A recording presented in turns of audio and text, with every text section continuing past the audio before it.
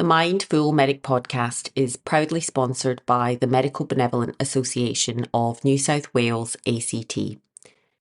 The MBA is an independent charity that has been supporting doctors in New South Wales and the ACT since 1896. They provide specialised counselling, information, referral and financial assistance to doctors and their families during times of adversity or hardship. Their aim is to provide non-judgmental support so that the doctor or family member recovers their well-being and independence and, wherever possible, returns to their vocation. Their services are free, specialised and no referral is necessary. All contact is kept strictly confidential and they are independent of any regulatory body.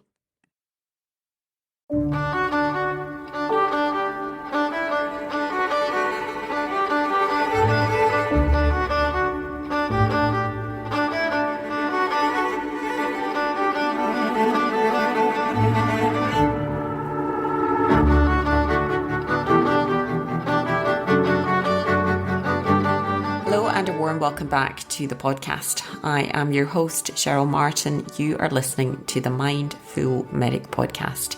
A particularly warm welcome if you're joining us for the first time. Thank you to everyone who took time to listen, to feedback and to reach out about the last two special episodes of the podcast that were really spawned on the back of the organisational response to Workforce Wellbeing Summit that was held in Sydney at the beginning of last month. That was a collaboration between Beamtree and Health Roundtable, and they had brought Professor Tate Shanafelt from Stanford WellMD over to be the keynote speaker and facilitator. You know, I think events like the summit, the Australia-New Zealand Doctors Health Conference, having this podcast and platform has been an incredible opportunity to build connections, to meet colleagues doing really fantastic work, to share excellent practice and to build momentum. And, I think for me, that is, one of the, most powerful parts of that, building of community. I think I'm also conscious that some of the most powerful advocates and allies in this space are often non-clinicians. And, I've had opportunity to speak on the podcast and certainly to meet some fabulous coaches, patient advocates, and academics. And, today's guest, I would count as, one of those incredible allies. And so, I think we will hear from her and then I will properly introduce the episode. In terms of voice and silence and healthcare, most of that work happens in the health research on speaking up. And when health researchers look at speaking up, they typically mean in terms of patient safety and care. So one very underexplored area in this domain is speaking up for working conditions, so healthcare workers' working conditions. I'm really delighted to welcome Victoria Lister to the podcast. I feel like Victoria's name and work first came on my radar at the beginning of this year, and then I feel like our paths have been crossing more and more frequently, particularly in recent months and weeks. And I'm pleased to say that we finally did get to meet, albeit briefly, at the summit. But I know that we're going to be working and our paths are going to be crossing again on the back of this, hopefully much more frequently. So Victoria has a, extensive and very interesting business background in hospitality, advertising and the non-profit sector. But I think it's her work as a PhD researcher in the Department of Employment and Relations and Human Resources at the aptly named WOW Centre, the Centre for Work, Organisation and Wellbeing at Griffith University, which really brought her to my attention. Her PhD research is notable in the area of employee voice and silence in healthcare. And we're really going to dig into that today and exactly what that constitutes. The work is interesting and relevant because it examines particularly the junior doctor cohort and what junior doctors do and don't speak up about at work and why. And she has a special interest in the professional forces that shape junior doctor silence. Victoria also researches the voice and silence experiences of early career academics, and she works on health workforce wellbeing initiatives. She has a side hustle as a designer and a retailer of women's active and underwear. And I didn't even get a chance to dig into that in this conversation. So I will link her website in the show notes, but I reckon she's going to have to come back on and tell us a bit more about that in the future. She will also soon offer coaching as a path to voice for junior doctors who are MDs, PhDs, or both. So I learned a lot in this conversation, but there are many threads and themes that we have visited in, many previous episodes. Some of this conversation is quite hard to hear, but I think it is an important and an essential conversation. So let's get into it without further ado.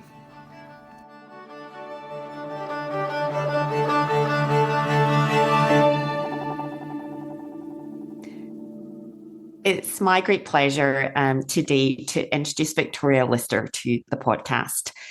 We just had a little bit of a preamble, and I feel that, I think our paths have been crossing frequently, particularly over the past few months in various forums, particularly associated with, doctors, workplace wellbeing, and finally got to meet you briefly at the summit, which we might speak about at some point in this conversation. And then, really got to hear you present your PhD research just a few weeks ago. So I'm really grateful for the opportunity to actually unpack this a bit more, because I think this is a very important conversation, and I'm very encouraged by the work that you are doing.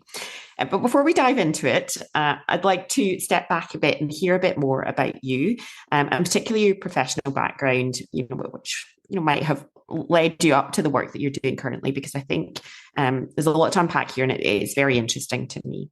Welcome. Yeah, thank you, Cheryl. Thank you so much for inviting me onto your show. I'm a big fan and love the work that you do. So happy to contribute. Look, my background is very diverse. I finished school not knowing what I was going to do, and got enough marks to scrape into a BA at Sydney Uni. Went there for 2 years and hated it. Absolutely hated it. Left, became a chef. So that was actually my first career. Since then, I've done a mix of, including during that time, employed work, self-employed work in freelance and small business operations. And I've also been a board member for many years.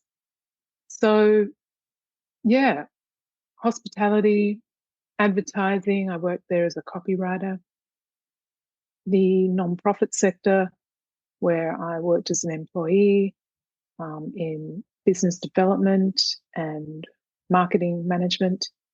And then I became a consultant to small nonprofit organizations, small to medium, and did that for about 10 years, and actually returned to university on the basis of my industry experience in the nonprofit environment. So I did the equivalent of I would call it like an MBA for the nonprofit sector. So a master's level coursework degree, which had a research component. Yeah. And it was then that I discovered that I actually have a bit of a nose for research as well. It took me 5 years to go back and do a research degree. So I did a master's level research degree. And then serendipitously, I wasn't planning to do a PhD, but COVID came along, things changed, and I ended up applying for a PhD scholarship and was successful. So that's what I've been doing for the last several years. I'm in my third year. But I also do other kinds of work. So still consult, still do a bit of nonprofit work, and I have a small business as well. And correct me if I'm wrong, your PhD is based in the workforce organisation and wellbeing sector. Is that right? How did this develop? Because I know you've done some work with early career academics, but then have moved into more specifically to healthcare and particularly to junior doctors.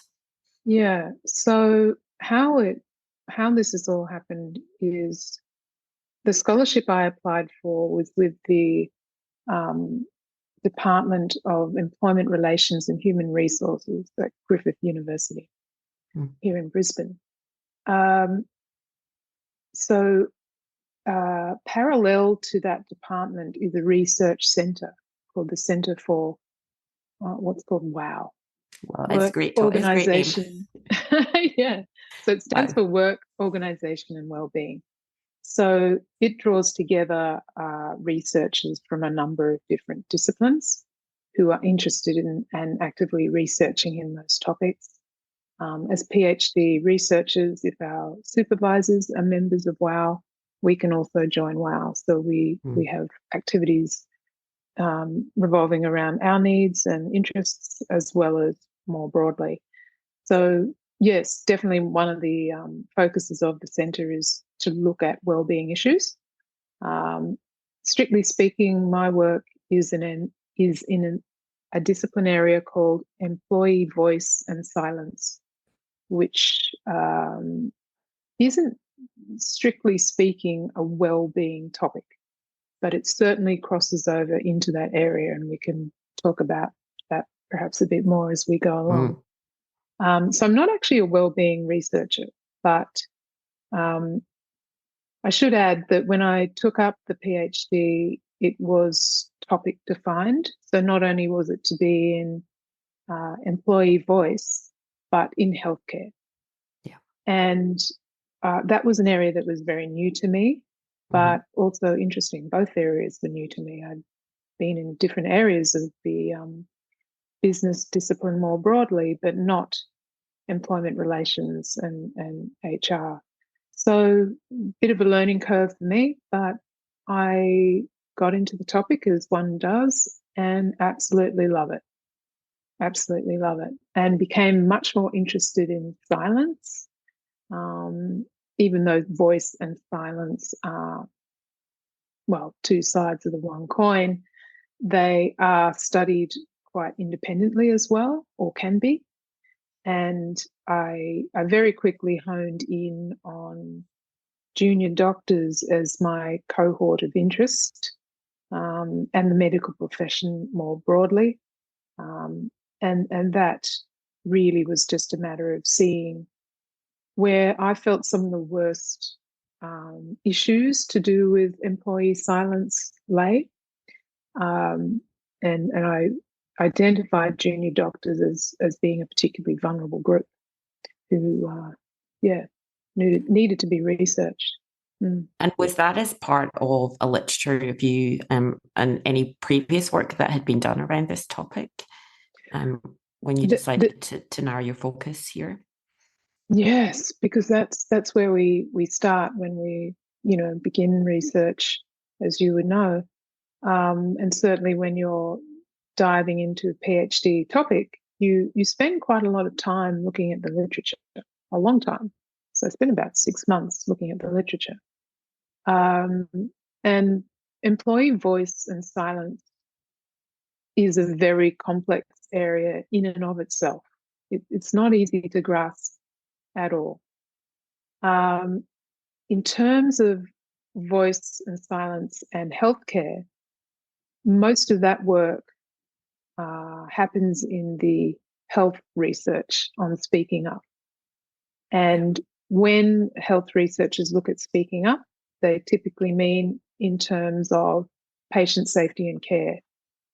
So one very underexplored area in this domain is speaking up for working conditions. So healthcare workers' working conditions. So that's where the ER, HR, employment relations, human resources focus comes in handy. Yes. Because ER in particular is very interested in the rights of the worker. And so to bring an ER focus to employee voice and silence in the healthcare context meant that I was interested in their working conditions and whether they speak up about those or are silent. And the evidence was, there's not a lot of it, that they are also very much silent on this topic as well. But it also needs to be explored from the point of view that obviously any difficulties around working conditions will ultimately have a knock-on effect in terms of patient safety. And for example, if a junior doctor isn't well rested, that could have implications for how they treat. And there you have it. It's as simple as that. So I was listening to you a few weeks ago as you presented this research, and you started and you've said that there's a distinction. And again, I'm looking for education, and I've actually still got a copy of your slide on what is a working definition for people listening and for people trying to understand this topic about what employee voice is and what employee silence constitutes. Yeah, great to sort that out. So yes, the word voice means a lot of things to a lot of people, and we can talk about, including certain people's voices in conversations, etc. But employee voices has a very specific focus in that it is concerned with the ways people speak up. Well, it's concerned with many things to do with voice. But in the workplace. So it's in relation to being at work, obviously, employee voice. We just often use the term voice as a sort of short form of that, and that can get confusing because people think it's a broader definition than it actually is. So you can look at employee voice in a number of different ways, depending on what discipline you're in. So this is where some of the complexity comes in. So typically in organizational behavioral work, which a lot of psychologists tend to use, or they have that background, voice is often considered in a very, what's called, promotive way.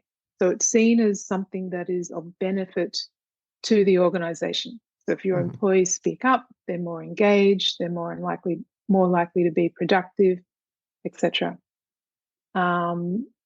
That viewpoint often permeates the human resources work on employee voice as well. They tend to go a little bit hand in hand. People working more in the employment relations side of things, they equate voice more, as I said before, more with workers' ability to exercise their rights as workers and have certain concerns of theirs addressed. And the thinking is there that, well, again, yes, happy worker, happy workplace, happy, organization, but it definitely does come from the perspective of we're putting the workers' concerns first, or giving that primacy in the way that we think about it. So, and there are different ways that these different sub-discipline areas approach voice. So because much of the voice literature or the speaking up literature in healthcare draws on the organizational behavior definition of voice, that's why it focuses on patient safety concerns, because they're seen as broader organizational level concerns. So bringing that ER lens to the problem of employee voice takes it in a slightly different but very compatible direction. There are other differences too, but it's not necessary to go into those, I don't think. Employee silence is an interesting one as well, and it can be approached through those two different lenses as well. It's all about, in many respects, what I would call the darker side of organizational life. So all the things that are not said or are suppressed. The hidden So either curriculum. by The hidden curriculum. yeah, look, that's part of my work actually, in terms of explaining some of the antecedents for voice. Yes, that hidden curriculum that starts at university, when doctors are being educated, and runs throughout their, training and their pretty much their professional life thereon, in many, many instances. So employee silence, yes, can be approached through similar lens, like, are you being silent about issues related to organizational performance, or are you being silent about issues related to your own well-being as a worker? So it also includes the silence aspect, being silent about moral issues, legal issues, ethical issues. So not just about performance issues or your own well-being, but things that you would otherwise want to say that you feel you can't for whatever reason. We also look at things like organizational silencing, which states that organizations can set up cultures in which or cultures emerge in which climates of silence prevail. So these climates of silence effectively act at the group level and prevent people from speaking up en masse. It becomes a known, not necessarily, called out, but it's communicated to the group that speaking up about this will have some sort of repercussion. So we also talk about managerial silencing. So that has evolved from the ER space, and that concerns management's tendency or capability to silence workers through manipulating agenda in certain ways. So they might have an espoused dedication to employee voice and empowering workers to speak up, but then they might undermine that through other means. So there can be a subtle sort of, or maybe not so subtle, messaging to employees that, or active suppression of their voices. And, we see this happen a lot in healthcare in quite profound ways. So one of those ways has emerged through the very well-known Bundaberg-based hospital case of about 25 years ago. More recently, similar issues emerged at Mackay-based hospital, both of them here in Queensland. And really, it was quite clear to see that in the intervening 25 years between these two events, the same things were happening. Victoria, for listeners who are maybe not familiar with those cases, do you mind giving a bit more context? Okay. You may not have heard about it, depending when you came to Australia, perhaps. So it was very well known here in Australia. Most Australians would recognise the case. There was a doctor, he was the chief of surgery at the hospital, and he became known as Dr. Death. Mm. in the media. But essentially, he operated beyond his scope, and he was known to be a danger to patients, and many people did die under his watch, so to speak. And staff did speak up, and this is where I was heading with another way to think about silence. Is we also talk about voices falling on deaf ears. Mm. So in this case, staff did alert managers, senior clinicians, others in the organisation about what was going on. And the management failed to act. And it forced, eventually, one of the staff was sort of nominated, if you like, to be a spokesperson and took the matter outside the organisation. And it then, that turns voice into whistleblowing, essentially. So employee voice becomes whistleblowing. So that blew up, and it became, very well publicised case. And, you can find out more about that quite readily online, and it's been studied as well. A similar thing happened at Mackay Base. I think it was just last year or maybe the year before.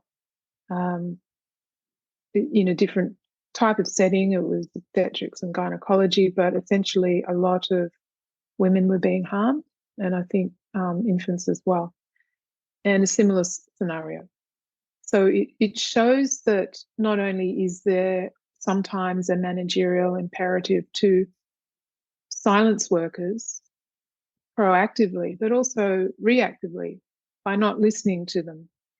And it seems extraordinary, doesn't it, that an organisation, a hospital, can withhold that kind of information. But it happens quite frequently, and often I comment about these things on my LinkedIn, in my LinkedIn posts, because they do pop up in the media with more frequency than you'd like to see. Yeah. Thank you. I can think, and I'm sure others can, of other, notable examples from around the world. I want to move on to explore your particular research with that doctor in training, junior doctor cohort around silence. And I was fortunate to hear you present some of this the other week, as I've mentioned. And, I think the question, and I'm sorry to ask this up front, but I have been kind of mulling it over. None of what you have found today particularly surprises me, and I know we'll go into it in a bit more detail. But the question I want to ask you, particularly as someone who isn't a clinician, who's approaching this as a researcher, objectively with an open mind, have your research findings to date surprised you? Have they shocked you? Which is sad that it doesn't, because I know you've seen it, and perhaps you've lived some of it. Look, yes, it did. As coming in as a layperson, so to speak, I was quite shocked at the level of silencing that does go on, particularly in the junior doctor cohort, but also others. It made me wonder. What actually made me, I remember a phase where I went into a little bit of fear around having to go to a hospital, to put it bluntly, or having someone I loved, go to a hospital for treatment. And I know that there are certainly junior doctors and perhaps others who have warned family members and friends from attending the hospital that they work in, because of the toxicity of the cultures in which they are in fact working or have left or what have you. So it was deeply concerning to me as a member of the public and as a potential patient that I may be walking into a scenario in which people are almost forced to act against the the profession's standards and the positive things that they have been taught during their degrees, and training. The other thing that really alerted me to the problematic nature of this was my husband works in a safety critical industry, but in transport. Now, that industry is well paid, but also very unionized. It is very, very tight on what hours you can work and when.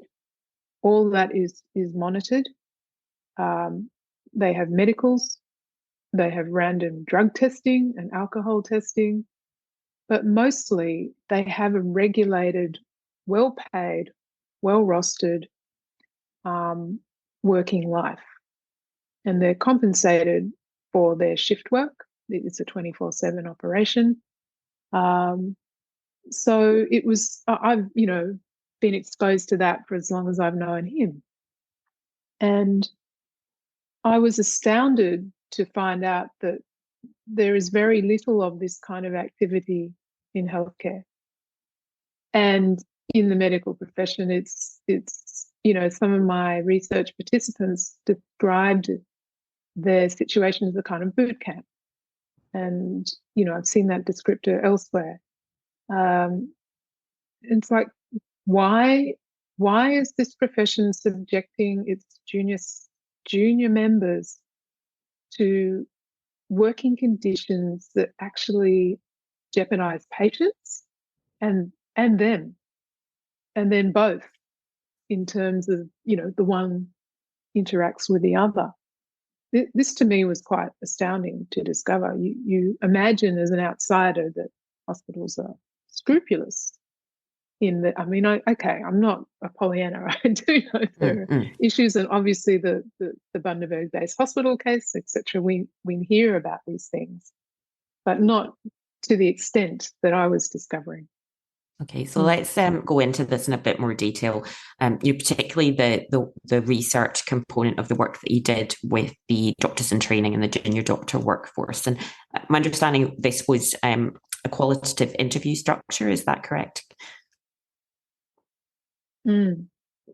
Yes, it was. I'm very much a qualitative research, and I think I've heard you say that you're very much of a similar bent. Yeah, I mean, I think, and I know we need both, but I particularly think the qualitative research is necessary to complement the data in this particular area for context depth in what is essentially the study of complex human interactions and systems. Yeah, absolutely. We do need both. Though, often quantitative work is privileged or prioritized over qualitative. And to me, it has to be about people. And that's where you get the depth. And, I will probably always be a qualitative researcher, because that is the most joyful part of the research for me, is connecting with my participants, and hearing what they have to say.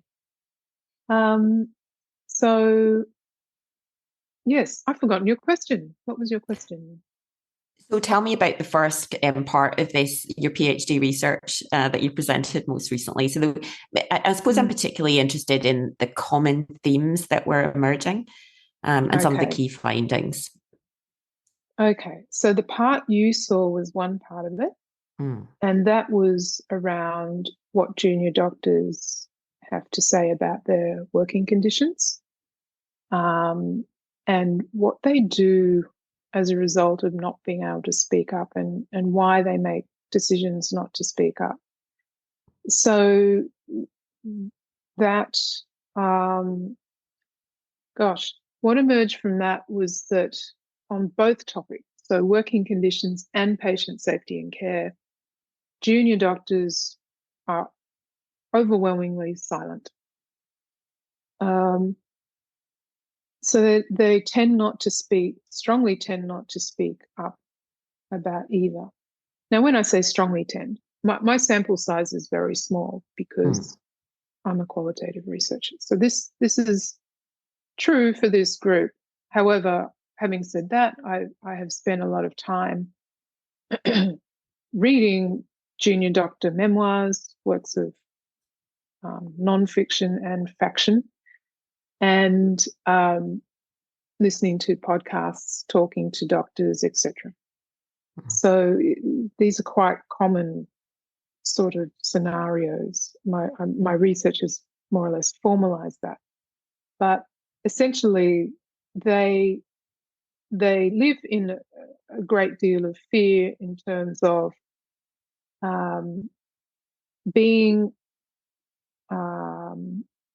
well, having their training and their careers stalled if they speak up. So the people that they are often wanting or needing to speak up to are the people who are responsible for signing off on their training or referring them to their next role or recommending them for a role, who are their bosses, essentially. And that's employee voice. Typically, it means speaking up to someone higher in the hierarchy who is capable of affecting change, the kind of change that you're wanting to see. So there's always an inherent power imbalance in that speaking up, because you literally are speaking up the hierarchy.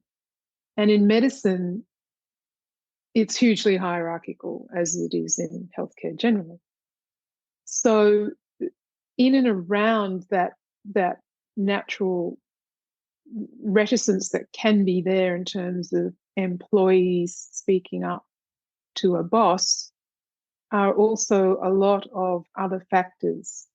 Some of them are structural, organizational, as in there just isn't support to speak up at the level of HR and other layers of administration. And also it's very much active at the layer of at the level of profession. Mm-hmm. So I see those two things as very much interconnected but separate, because the profession exists separate of the organisation. The organisation, in the case of hospitals, happens to be the place where a lot of professionals of a certain type gather. They congregate there to work. But one can leave the organisation but still be a member of the profession and take your skills and expertise somewhere else. So the profession, in many ways, I feel trumps organisation. And this is where I had to take a deep dive into a different literature to understand, in the first instance, as I was doing my initial research, to understand why the profession behaves in the way that it does. Because this, to me, explained, I suspected, why junior doctors in particular couldn't speak up. What is it about the profession that makes it so? And I was particularly concerned with a paradox that becomes evident when you start to look into this. So if you consider that doctors give the assurance not to harm, why is it that they then are treated in ways that ensure they can't speak up in order to prevent harm? Does that make sense? Yeah. So they're caught in a double bind where they're simultaneously being taught during university training, during their medical degrees, and then afterwards in the workplace, sometimes through their colleges, to speak up, be it about well, certainly patient safety, but also working conditions. So bullying, as we know, is rife in healthcare. So those matters related to working conditions, including their concerns about pay and hours and so on. So I needed to understand what was going on here, because there was this very oppressive force that was acting against doctors' and patients' interests, and presumably the profession's interests. Yeah, I mean, as you're speaking here, Victoria, I don't know if you have read the Healing the Professional Culture of Medicine review article by the Stanford group. I think Tate made mention of it at the summit. And, you know, it really kind of talks about the artifacts, the espoused values and the tacit assumptions of medical culture. And, you know, again, as you're speaking here, and we've had conversations on the podcast several times, particularly, you know, about psychological safety. And, you know, I think I keep coming back to that as, you know, if you're not building those circles of psychological safety, and, you know, it's called the secret sauce for a reason, you know, throughout an organization, at work unit level, at the whole level of the system, then people are not going to be empowered to speak up. You know, even if you've got a speaking up for safety program, they will not be speaking up. Yeah, and that sounds like material I need to have a look at, what you've just mentioned. Psychological safety, yes, that is not an area that I deeply look into. It comes from the domain of psychology, even though it is a concept with which I'm very familiar, and you know, I do use that work in my work, but as you say, a necessary condition for voice.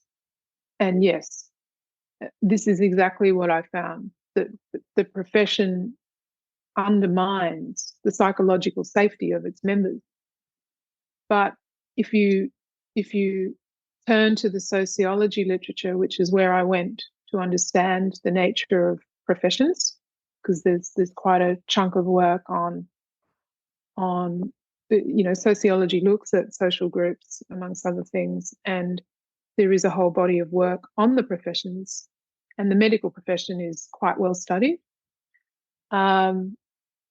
So there are very good explanations in that literature as to why this is the case, and that is because professions, particularly elite professions, and medicine is one, law, divinity, medicine and law were the first three elite professions back in the day, like hundreds of years ago.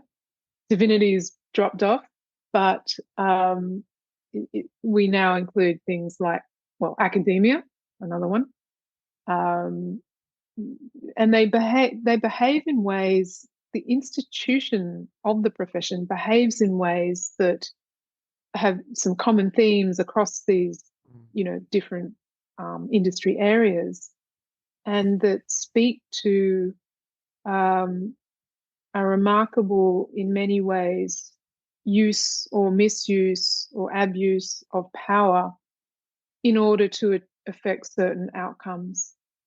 So you can find, for example, that, and there's been, as I said, a lot done on this, that the medical profession likes to, for example, and other professions do this, including some of the newer professions that have entered into the mix. They all do it to an extent, that they mark out their territory and they engage in jurisdictional disputes. So a famous one that took place, a well-known example, took place in England and has taken place and may be still taking place here, involved a dispute between surgeons and podiatrists who wished to use the title podiatric surgeon to describe the foot surgery that they perform. Yeah. And this battle went on in the UK for about 12 or 13 years, where the two groups were contesting who owns the word surgeon. So those are the ways in which these professions can behave quite aggressively. But there's also a body, and my theory is that sets the tone. Yeah. It cannot but help set the tone to a certain extent. Another area I've looked into in sociology work is the metaphor of the game. And this was evolved by Bourdieu, a French sociologist, and he didn't apply it strictly speaking to the professions, but it explains a lot, because it talks about the game, a scenario in which groups, I guess, evolve a way of being and interacting with other groups, but also with their members, that in elite professions means that the game is played by ensuring the profession maintains its status and members maintain their status in it, by making it difficult to enter that profession, for example, making it difficult to stay in it. So there's a lot of exclusion and gatekeeping. Who gets in, who doesn't, who gets to leave. It's a bit like Survivor, you are the weakest link kind of thing. And to be honest, Victoria, this is quite hard to hear. It's all very understandable. But, I'm very conscious that, the demographics of our profession are really changing, and with that, hopefully, I think the imperative to change and the momentum to do so has never been so great. And that there is really, pockets of great work happening. So a couple of things, when you talk about that setting the tone, and, I think of particularly my colleagues, Dr. Andrew Tagg and Dr. Eve Purdy, that's, I hear them, talk about the real need for us as consultants, as clinical managers, to set the tone. And again, it comes back to that psychological safety piece. The small moments of connection matter. That's how we protect, each other. That's how we protect our patients. And I think, the other thing in terms of the evolution, of change, I was listening to, and I know you listen to a lot of medical podcasts, and I don't know if you've heard the Creative Careers in Medicine podcast, and I've had the co-founder, Dr. Amandeep Hanser, on the podcast previously, and they've just relaunched their podcast, and I'm really enjoying it. And I was listening to the latest episode, and there's a great doctor who has, and look, his other interest and expertise and skill set has really evolved well beyond a side hustle now, and he's interested particularly in health tech and computer programming and software programming and engineering, and had tried to incorporate, some of his skills into his experience as an intern to improve workflow and efficiency in his public hospital, and had come up, against some really frustrating roadblocks. And, I think that's in itself, a whole other conversation. But, the thing I found interesting in his second year, he made mention of the fact that he had decided to go what he describes as very part-time, to explore this other area that has now become a business. And it was still not a done thing. And, having to really creatively combine with a colleague to kind of make it easy for the hospital so that, it wouldn't disrupt rosters, and, and also feeling that he really had to explain himself to take this option. He said, I wasn't having family. This was, and the very fact that he felt that he needed to have an explanation. And and then thinking of when you were presenting a few weeks ago, listening to Dr. George Iskander in Perth at Charles Gardner Hospital, the very opposite of this, really creating an environment where he'd allowed employee voice, particularly in the doctor and training workforce, and embraced everything that they said in terms of we want part-time options and flexibility and, paid overtime and safe rosters and, and leave entitlements and, all of these things that seem very basic. But that's very powerful and suddenly you have a full roster. So sorry, I've kind of gone on there, but, these are all the things that are coming up as you're speaking. Yeah, look, that is a danger with this work, Cheryl, that, it is very dark side. And that fascinates me because I'm always interested in understanding organizational dysfunction. And I think it is very important that we identify and name and shine a light on these things. Having said that, I'm also equally, because I'm at heart a business person, and I want organizations to work well. So that's why I also look at, well, what can be done, what is being done, what works. I think at the moment, yes, and you're better placed to comment on this far more than me. And you've said already just now that you feel that the tide is turning, and that's fantastic. That's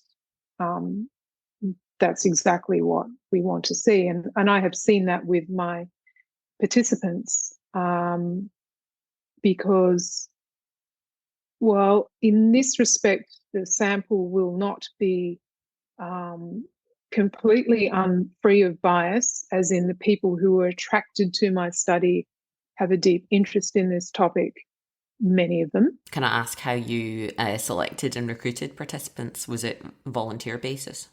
Yeah, look, I approached some people that I knew, and it literally snowballed from there. And then I also placed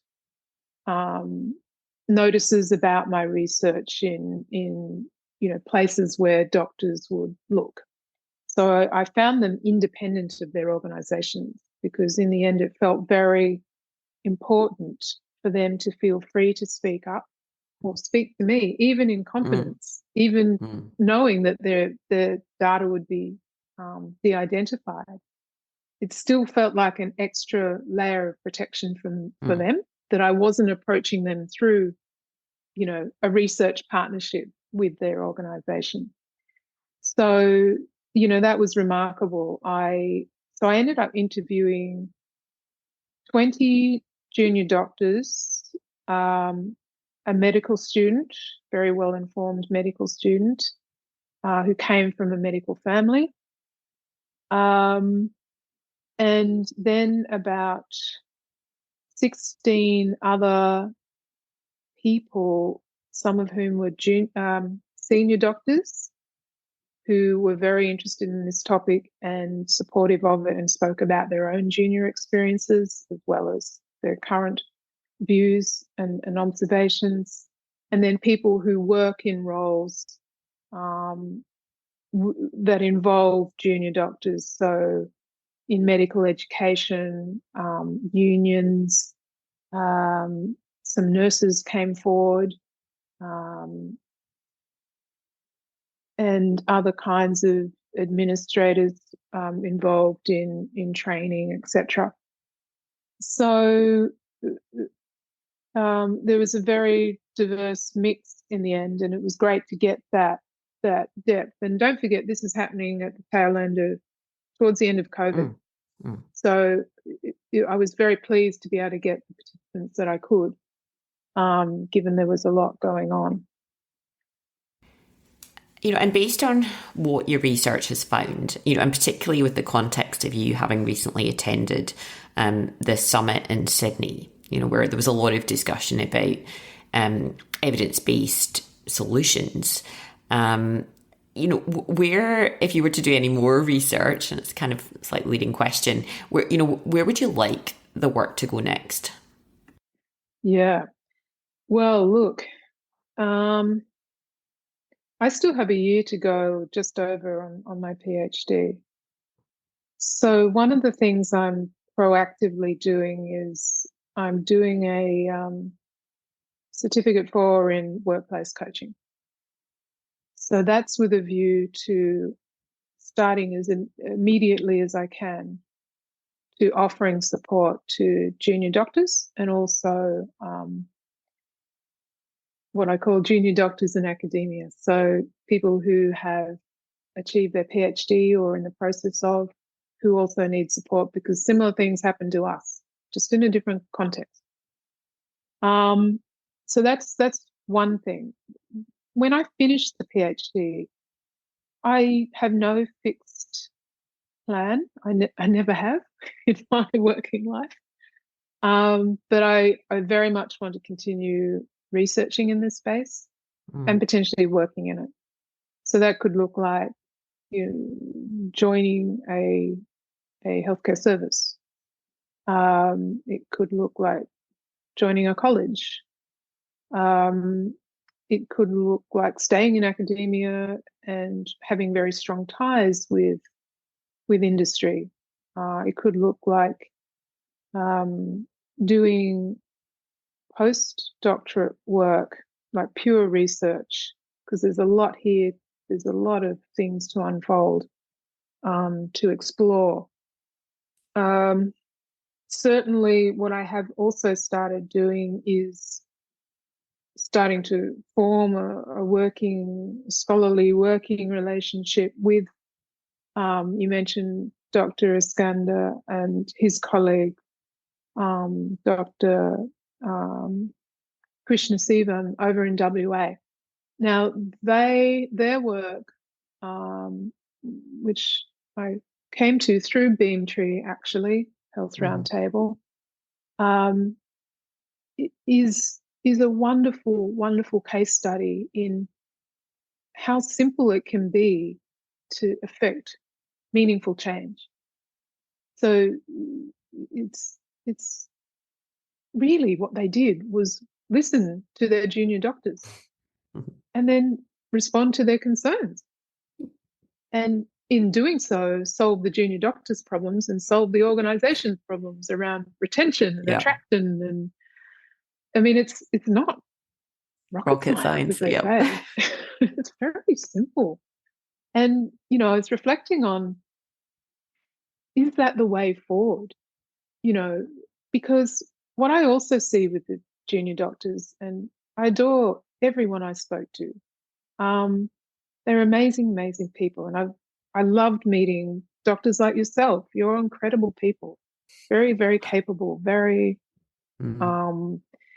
doing marvelous work in so many different domains. And I felt that there is, however, a lack of agency. And this is part of that professionalization process that I could spend hours talking about, the sociological aspects of the work that I'm doing. There's a strong training that occurs. You mentioned the hidden curriculum earlier, that they're the implicit messages that we receive as we enter into a profession or a new work environment. And they're very strong in medicine. And as a result, I noticed that junior doctors have a distinct lack of agency. It's very ingrained in them that they can't speak up. And this is a very difficult issue because there are very good reasons for thinking that. Because it has been demonstrated to them, either directly or indirectly, that if they do speak up, they may not be offered a place in a specialist training program. They may not be signed off on their training. They may not get that next contract. And worse, they can get bullied, harassed, and this can sexually impact patient harassed. care. And I think that the work that you're doing, Yeah, giving a voice to that, Victoria, is really highlighting it's, to the detriment of their safety and well-being and to patients. And that's kind of at the heart of this. it certainly is, and that's what interests me. It's impacting the well-being of so many people, patients, doctors, family, society. It's not a good state of affairs, but we've got the examples, and I've met others, and I'm sure you're a role model in this space as well. Um, you know that that speaking up isn't a threat. As a senior doctor, you can model that those conversations are welcome. Hmm. Um, Yeah, I mean, we have spoken about this several times now on the podcast. Had my colleague Dr. Eve Purdy on, who's an emergency physician and anthropologist and researcher, and I find her work. It's fascinating, really studying culture in healthcare environments, and psychological safety is really at the heart of a lot of the work that they do, and how important that is, particularly in the high risk environment of particularly the emergency department, which we've described as the laboratory of errors. You really rely on your colleagues being able to speak up with ideas, questions, concerns, mistakes. It has to be a safe environment to do that, to make the work safe. And I could go on and on. I'm conscious. You just mentioned Beamtree, and you were at the Organisational Response to Workforce Wellbeing Summit the other week in Sydney. And again, particularly with your lens working across organisations, kind of in HR settings, I'm really curious to hear what your impressions of the summit were, any of your take homes, and anything that you would like to see most immediately implemented in terms of some of the solutions and the themes for action that were discussed. mm. I mean, first, let me say what a marvelous event that was to be a part of. It was very heartening to see, around 300 people all gathered there to address the issue of healthcare workforce wellbeing. Amazing. And to hear Dr. Tate Chanafelt, because he has done a lot of this work, and there's an opportunity there that I think everyone appreciated, in terms of this is the way you can achieve these changes that we're looking for. Um, And he's a what clinician was and researcher. I mean, there's a lot of research to back this up as well, which, tells you how important the research is, absolutely. both quantitative and qualitative. His research outputs are prodigious. I mean, it was quite incredible. I don't think What a any of us think powerhouse. he's real. It really is quite impressive. I think I get a new inbox email on his research, both in hematology, oncology, and in well-being every other week. Wow. He must run remarkable teams as well. So Yes, that's yes. incredible. Can't be a solo effort. No, no, no. But that's amazing. He was seemed to be a lovely man to boot. So yeah, the biggest take home for me out of that was, well, the part I resonated most with, in terms of just my research, was Tate's presentation on culture. And he talked about overcoming senior leaders' fear of change and aversion to learning by decreasing learning anxiety. Now that's a marvelous framing of a often difficult problem. Um, and I definitely feel that there is a lot of work that can be done in that space. And we're talking here about people in administration. either clinicians who are administrators and non-clinicians, but also healthcare professionals in, I guess, leadership roles who, have that aversion to learning, and that's important for voice, because a perspective on voice, that OB, that organizational behavioral perspective that I spoke of earlier, is about improving organizational performance.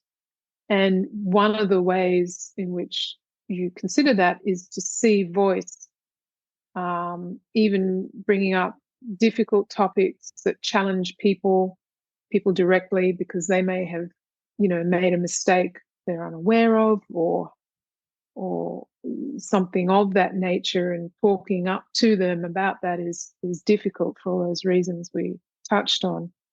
But if you can reframe that as a learning opportunity, we need to do this in order to improve what we're doing. That is important. So what Tate spoke to there feeds into that framing of voice as an opportunity for learning. Obviously, there are other situations where I guess it's a learning of a sort, but you're trying to arrest a behavior or speak up about something that's, as we mentioned, of concern to do with your pay or conditions. So I see a lot of scope for development in that space. Having said that, I do feel that the deeper cultural issues are also pitted against that. So it really, it's going to take a critical mass of people to say no more. So we've had an example of that in this country recently with junior doctors, in terms of their willingness to take on their working conditions concerns by entering into a class action. So this is yes, a woman a junior doctor who was prepared to be the lead applicant in the first case that went through the courts, and found in favour of the junior doctors just in July, I think it was. And this was on unpaid overtime, very basic concerns, but it took, that's one way to do it. Come together, and this is called collective voice. Exercise collective voice. You can also achieve those kinds of outcomes through union activity. So that's another form of collective voice, and there are definitely union actions happening in the UK, I think, at the moment. Yes. And Scotland too, I think. Although they've come to negotiation in Scotland, so no strikes. Yes. Okay. So, yeah, we don't, the wellbeing literature, well, not that I've done a deep dive into it, but voice doesn't come up immediately, but it is very much a part of ensuring well-being. It has to be. I mean, if you're suppressed, silent, that in itself is a problem in terms of your psychological well-being. We talked about psychological safety, let alone the other corollaries of silence. Yeah, and look, I think these are all inextricably linked, and I find it interesting that you homed in on that presentation that Professor Sonnefeld gave on culture, and talking about the learning anxiety, the survival anxiety, because that is the same article that I was talking about and referred to earlier on healing the professional culture of medicine. So I will definitely link that article in the show notes. I think it is a really valuable read. And so, I think two things just, on that last part. I'm thinking again about leadership and, the need for this to really be pervasive across the highest levels of leadership if we're going to, co-create change here. And you need to be building those circles of psychological safety and support across every level of an organisation. I think the other thing, about collective momentum and collective voice, I was thinking as we did come together for the summit, and we were all reflecting on this, it's, I am conscious that I've got to check myself that, I'm perhaps in an echo chamber in that environment. And you do have to just make sure, where are my blind spots and bias? But it's really heartening to come together with a group of people who, are invested in a similar body of work. And, I think the challenge with that is that when you go back to your respective places where you maybe feel that you are more in a minority, that can be really difficult. And, it's really challenging. I think Dr. Joanna Sinclair, Joe, was commenting, on that. And I don't know if you've had a chance to read Lucy May's book, which I'm also going to link in the show notes. Again, there's some really lovely examples that, the power of story, power of voice, but of people who, have really had the courage to speak up, speak out about, conditions and an environment that, they don't feel is serving them or their patients. But, I think the kind of theme of that is how challenging and how much struggle is involved there. And so, I think that's the other thing to remember, to be a lone voice, is challenging. And if you can build your circles, your coalition, that is, it's really powerful. I haven't yet dived into Lucy's book, and I'm kind of saving it up. I know that you read and listen very widely around this topic. So I'd love to hear your recommendations for, a podcast, for a book, maybe some viewing, because I know that you're very well researched. Oh, thank you, Cheryl. Yes, look, obviously I listen to your podcast. I listen to Dr. Joe Braid. Mm-hmm. You mentioned the career one. I do listen to that as well. I can't remember what the title of that was. Creative Careers in Medicine with Candy Panzer. Yeah. Another favourite of mine is The Doctor's Art, which actually comes out of Stanford as well. So that's hosted by he started as a medical student, but a now doctor. He's an intern, and then a senior staff specialist at attending, they call them over there, at Stanford Medicine. They're both at Stanford. So that's a beautiful podcast because it merges the humanities with medicine. So both hosts have a background in humanities. I mean, the education system is a little different over there for doctors. So they have both come from a background in the humanities. So they are deeply interested in topics that concern the human side of medicine. I find that very delightful to listen to and know that there are people out there who are looking at alternate ways of thinking about medicine and bringing the human face of medicine back into medicine, which is a crazy thing to say, really, because it is such a human-centered profession, but that often gets lost. Wendy Dean and Simon Talbot's podcast on moral injury. Yeah, Wendy Dean's name keeps coming up. I haven't listened to that, and I'll need to put that on my list. Yes. I think they're on a little bit of a furlough at the moment, but it's called Moral Matters.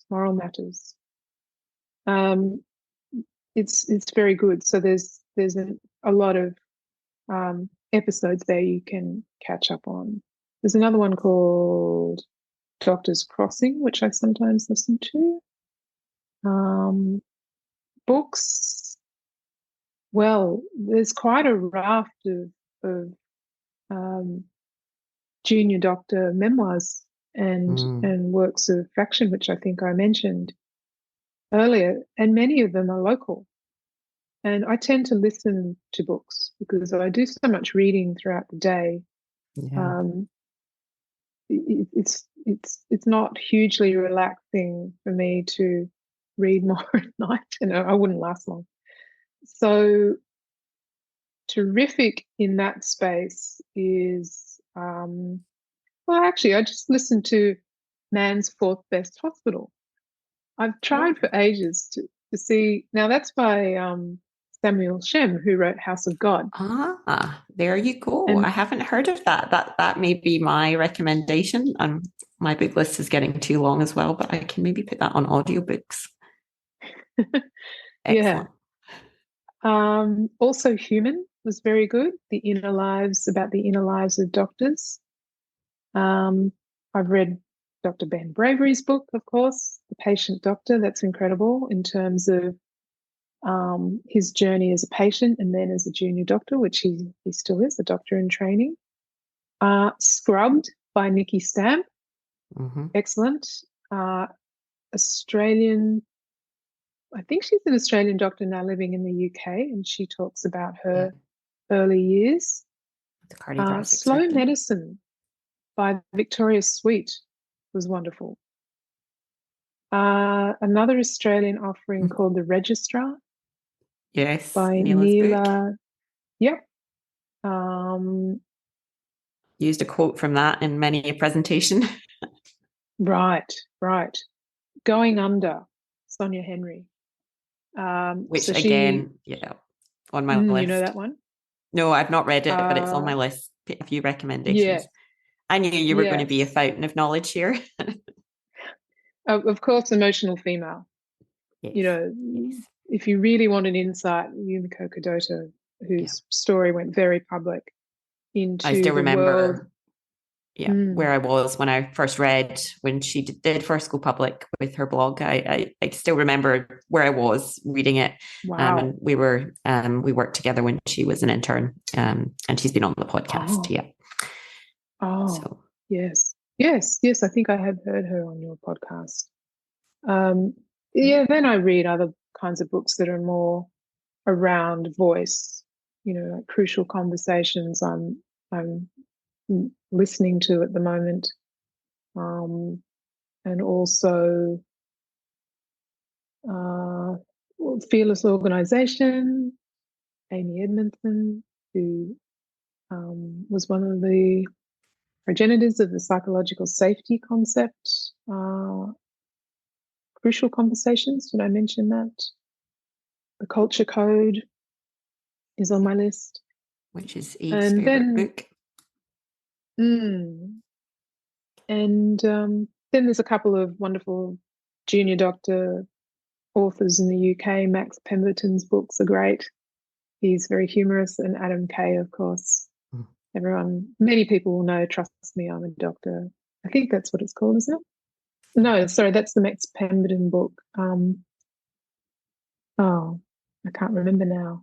I've Adam now Kay's forgotten as well. Come It was the one Beyond that was made into a TV BBC series. series. This is going to hurt. So thank you, Victoria. This has been fantastic, and I just before we move on to the closing questions, would like to know, is there anything else we maybe haven't discussed in this conversation about your work that you think my listeners need to hear, or it could be something more in terms of where you would like your work to go next. Yeah. One bit I didn't get to describe is what junior doctors do, at least those I spoke to for my research, when they can't speak up. Mm.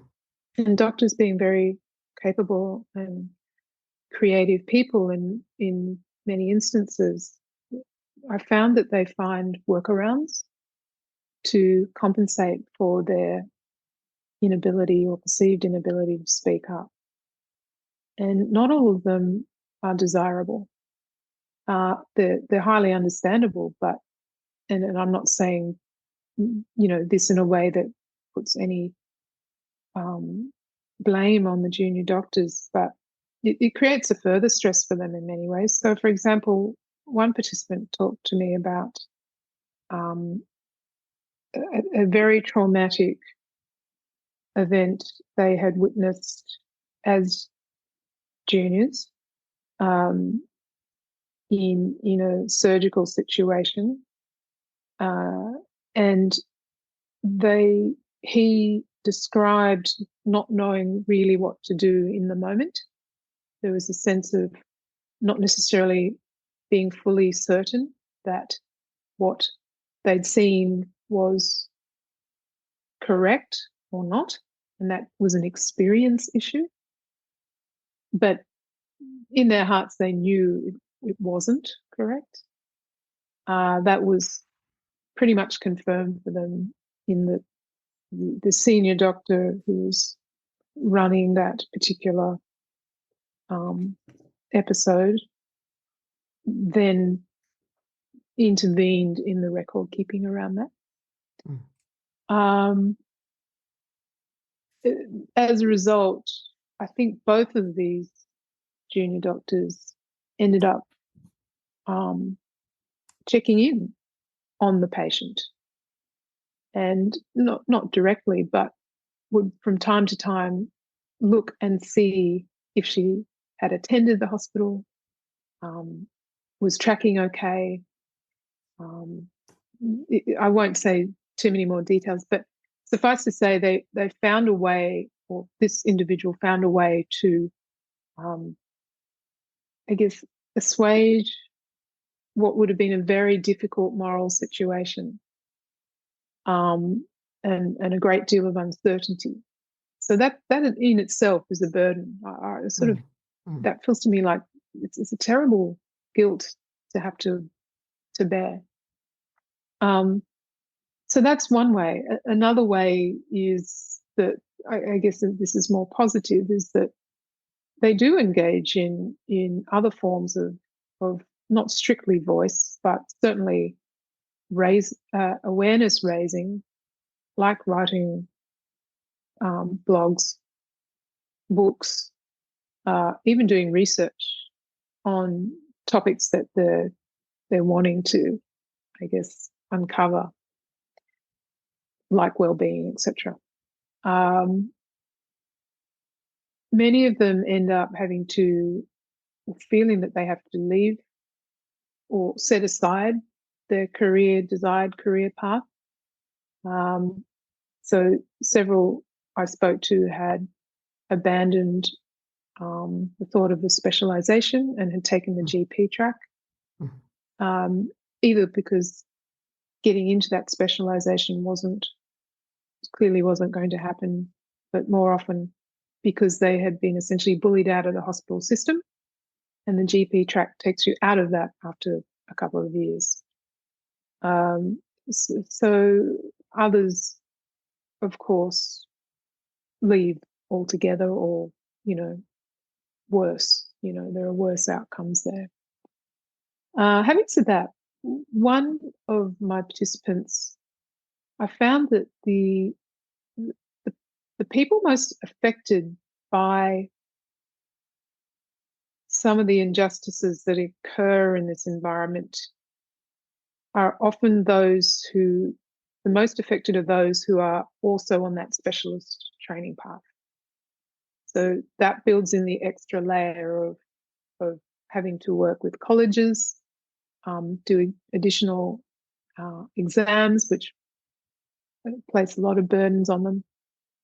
So one of the junior doctors I spoke to who seemed least impeded by all of that was someone who had chosen not to specialise and was working as a staff registrar, not an accredited registrar, as in not pursuing a specialisation, but was more, I don't know, would you call that person a hospitalist or a generalist within the hospital environment, and had seemed to have much more of a life, and certainly didn't have the burden of exams, lengthy training periods, was learning on the job, but doing it in a different kind of way.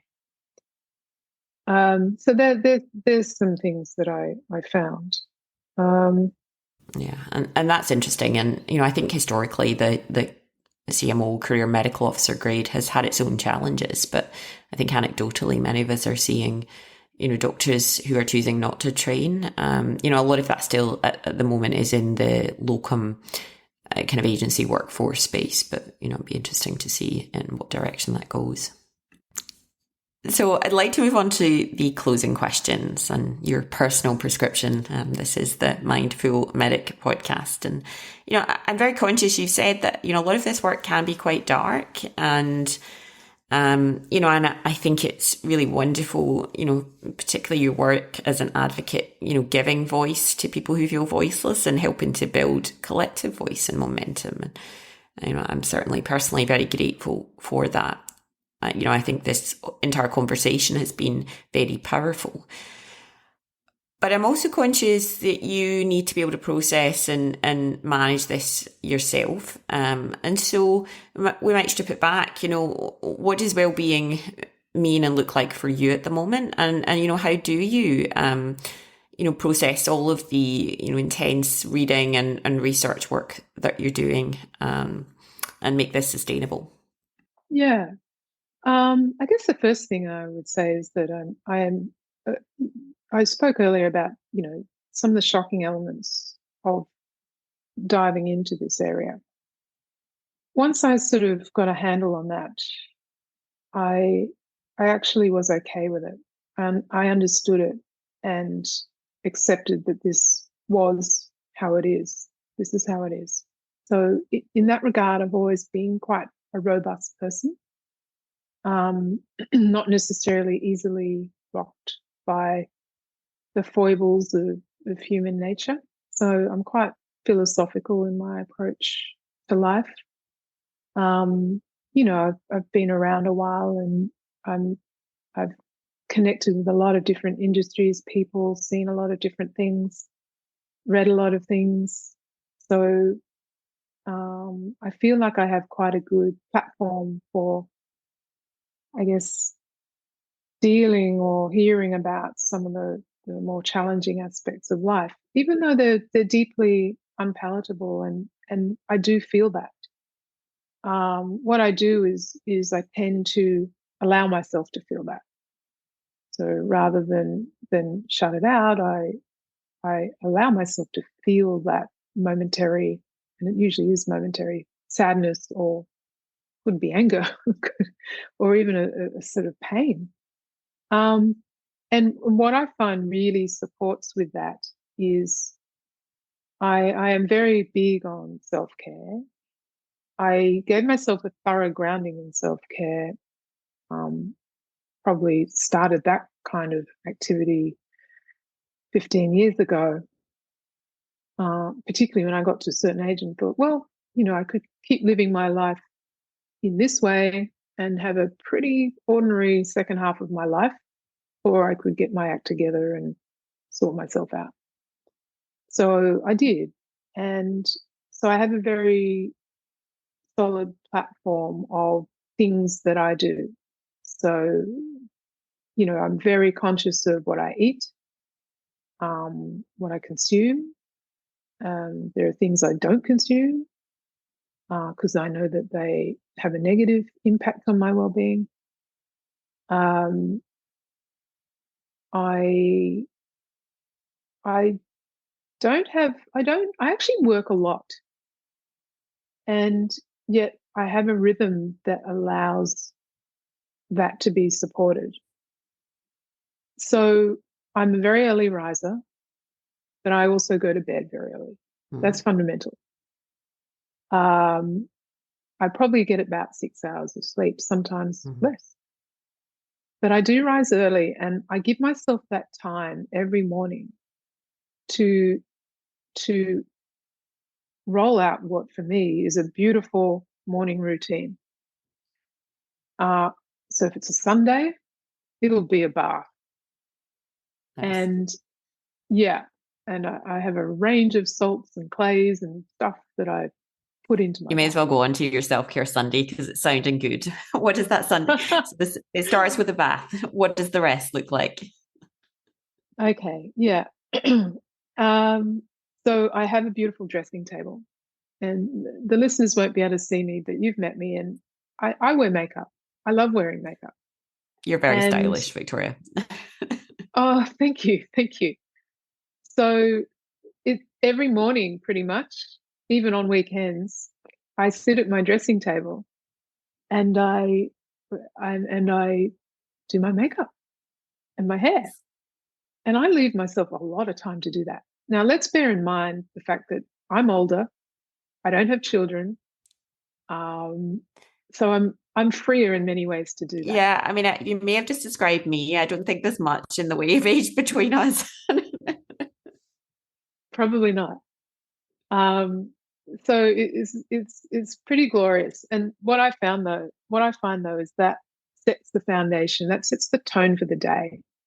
So if I'm with myself during that time, and you can do this even if you are a mother, or whatever, it's about honoring yourself, essentially. I don't set myself aside in anything that I do. Occasionally I do. I'm not perfect. I'll get consumed by a deadline. There are plenty of those in academia. Yeah. But exercise, does that happen on a Sunday? Yes, it does, actually, because I do an online strength and balance class on a Nice. Sunday morning, most Sunday mornings. They're good. Online classes are good. I really like online classes. Me too. I started doing this during COVID because the gym's shut, and I was walking as well, but I then started with a personal trainer online. So I still see that lady once a week for half an hour, and we do core work. It's one of the Um, wins, I think, from COVID. yeah, it has enhanced connectivity in many ways.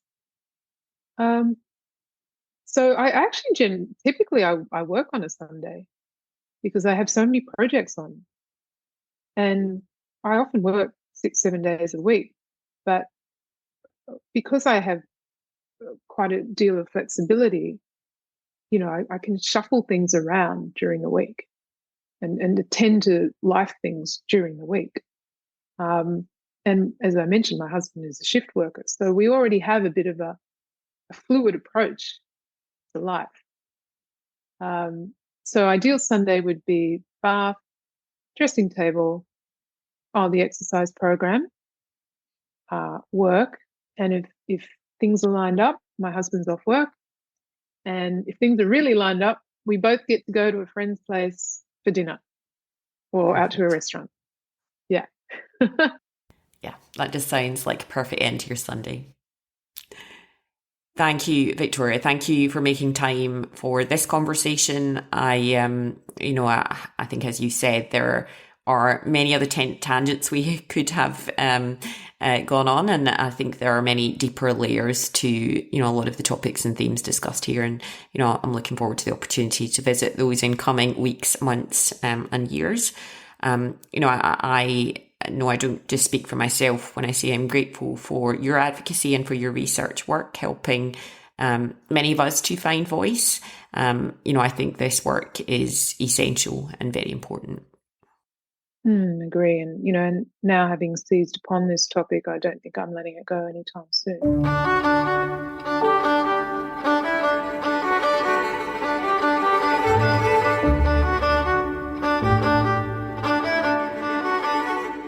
You have been listening to the Mindful Medic podcast with Victoria Lister. If you enjoyed today's episode, please share it with a colleague. If you have a chance, please take time to rate, review, subscribe. It really helps us grow this community, this platform, share great content. Quite a few things to link in the show notes and a couple of housekeeping points for reference. I will link the Healing the Culture of Medicine article that we talk about a couple of times in this episode in the show notes. I think another great podcast, particularly on the back of this and on the back of the summit, is the RACP Pomegranate podcast. So they recorded an episode of that during the summit, and we talk about the work of Dr. George Iskander here in WA, and he is on that podcast and talking a bit more about that, and I think that is really worth a listen. So Dr. Joanna Sinclair and Dr. Bethan Richards are also part of that conversation, and so I'm going to link that in the show notes too. Another couple of events that are coming up that listeners might be interested in. So both myself and Victoria are part of a panel. I'll be hosting or facilitating a conversation between Victoria and some other really incredible guests for the Gathering of Kindness Week, which is organised by the Hush Foundation, and Lucy Mays and Dr. Catherine Crock are really behind that fantastic organisation. I will also be attending the Gathering of Kindness Day on the 29th of October in Melbourne. And there's incredible lineup of guests and content for that day, and I'll link it in the show notes. So Dr. Chris Turner, past guest from Civility Saves Lives, will be presenting. Dr. Dylan Berwick, past CEO of the Institute for Health Improvement, will be present. Cherie Johnson, who's previously been on the podcast, our doctor's coach, will be facilitating a conversation with Dr. Gillian Farmer. So I think lots of reasons to attend that event, and I'm really looking forward to it. I think just finally, some of this content can be really difficult to hear, and I want to remind people there are many sources of support available. And I'm going to relink particularly the Doctors for Doctors website, and also the Hand in Hand peer support link in the show notes. And if you go to the episode with Dr. Tani Bridson from Hand in Hand, there are many other links and resources in the show notes of that episode. Thank you again for listening. I'm going to be taking a short break. I'm traveling overseas for work for the next couple of weeks. Really hopeful to have the new website up and running on return, and look forward to bringing you some more great content. Thank you again for listening. And until next time, take care.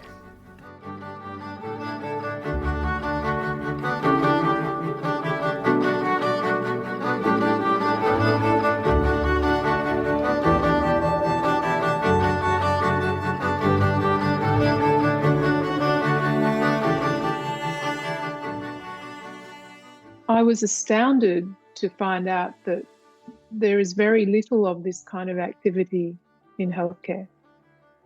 And in the medical profession, it's some of my research participants described their situation as a kind of boot camp.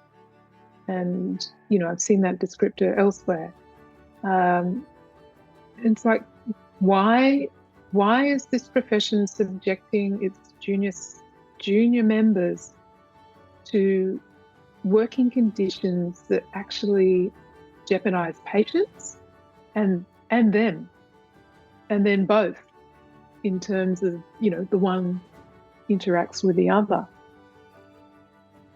There's a strong training that occurs. You mentioned the hidden curriculum earlier, that they're the implicit messages that we receive as we enter into a profession or a new work environment. And they're very strong in medicine. And as a result, I noticed that junior doctors have a distinct lack of agency. It's very ingrained in them that they can't speak up.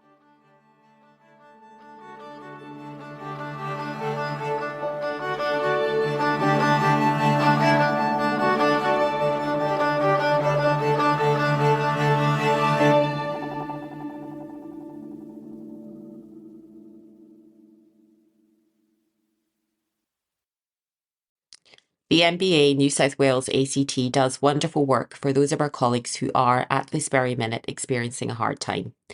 One way you can show you care about doctors' welfare is to go to their website, www.mbansw.org.au, and donate today. Knowing that their colleagues' care is a big part of these doctors' recovery, so please be part of the solution. All donations are tax deductible. If you can, please consider a monthly donation, as even small amounts collectively will allow them to plan their growth to support the increased demand.